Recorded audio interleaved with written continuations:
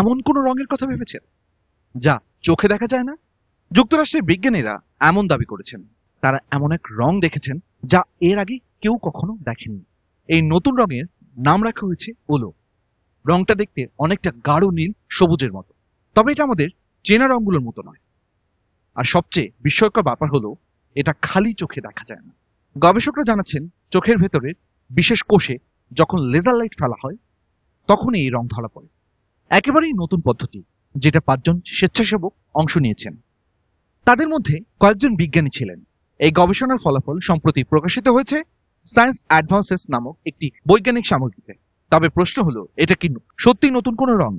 কিছু বিশেষজ্ঞ বলছেন ওলো একেবারেই নতুন কোনো রং নয়, বরং এটা আলো এবং চোখের কোষের একটা বিশেষ ধরনের পারস্পরিক প্রতিক্রিয়া। আমরা যেটা দেখি সেটা আসলেই আলোর প্রতিফলনের একটা ব্যতিক্রমী অনুভব। গবেষকরা বলছেন এই পদ্ধতিতে ভবিষ্যতে কালার ব্লাইন্ড বা যারা চোখে রং ঠিকঠাক দেখতে পারেন না তাদের জন্য নতুন সুযোগের দুয়ার খুলে দিতে পারে। অদৃশ্য রঙের এই নতুন জগৎ হয়তো আরো অনেক প্রশ্নের জন্ম দিচ্ছে। তবে এটুকু নিশ্চিত, বিজ্ঞানের চোখে এখনো অনেক কিছু দেখা বাকি।